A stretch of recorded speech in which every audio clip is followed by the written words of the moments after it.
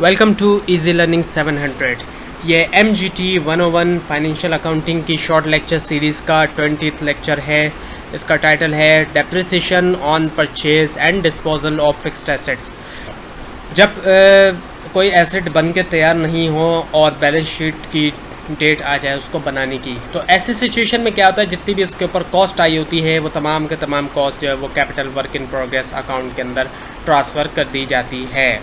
और जो भी एक्सपेंस आते हैं कैपिटल वर्क इन प्रोग्रेस के अंदर उसको इस एंट्री से शो किया जाता है। Capital work in progress account को डेबिट कर दिया जाएगा और कैश के थ्रू अगर एक्सपेंस की पेमेंट हुई है तो कैश को क्रेडिट किया जाएगा या बैंक को किया जाएगा या पेबल अकाउंट को कर दिया जाएगा, अकाउंट पेबल जिसको कहा जाता है। और जब कोई एसेट बन के तैयार हो जाता है तो रिलेवेंट एसेट अकाउंट को हम डेबिट कर देंगे और capital work in progress account को हम क्रेडिट कर देंगे। और रिलेवेंट कैपिटल एसेट अकाउंट से मुराद ये है कि मशीनरी अगर बन के तैयार हो गई तो मशीनरी डेबिट हो गई और capital work in progress account हो गया क्रेडिट। अब आपके सामने प्रेजेंटेशन दी गई है कि भाई capital work in progress account जो है वो किस तरीके से शो किया जाता है बैलेंस शीट में। ये पिछले लेक्चर्स में भी ये बात आ चुकी है, लेकिन अब आपको बाकायदा एक प्रेजेंटेशन के तौर पे दिखाया जा रहा है। यहाँ फिक्स्ड एसेट से नीचे देखें कैपिटल वर्क इन प्रोग्रेस यहाँ दिया हुआ है, तो इस तरीके से इसको शो किया जाता है। अब जो है आपके सामने प्रीवियस लेक्चर से कुछ इलस्ट्रेशन दिखाई जा रही हैं। ये इलस्ट्रेशन आपने अगर पिछले लेक्चर देखे होंगे तो आप समझ सकते हैं कि किस तरीके से सॉल्व की जाती है। वैसे आपने टेंशन की लेने की ज़रूरत नहीं है, इस तरह की इलस्ट्रेशंस नॉर्मली आती नहीं हैं, लेकिन फिर भी आप उसको थोड़ा बहुत समझ लें और इसको आप सीख लेंगे किस तरीके से इन सब चीज़ों को सॉल्व किया जाता है, तो आपके लिए आगे बेहतर होगा। इस लेक्चर में भी इस तरह की कुछ इलस्ट्रेशन दी गई हैं।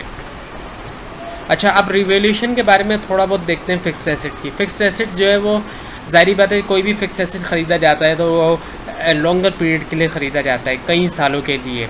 ऐसा तो है नहीं कि कोई फिक्स्ड एसेट ख़रीदा गया और उसको एक साल में ही बेच दिया जाए।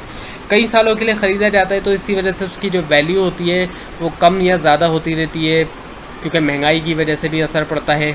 तो एसेट्स जो है वो हिस्टोरिकल कॉस्ट के ऊपर जो वैल्यू किए जाते हैं वो हिस्टोरिकल कॉस्ट के ऊपर किए जाते हैं। और हिस्टोरिकल कॉस्ट जो है वो ओरिजिनल कॉस्ट होती है जिसके ऊपर एसेट को ख़रीदा जाता है। जो एसेट की कॉस्ट थी ख़रीदते वक्त की और साथ में जो ख़र्चा आया उसको वर्केबल कंडीशन में लाने का, वो तमाम चीज़ जो है उसके अंदर शामिल होती हैं।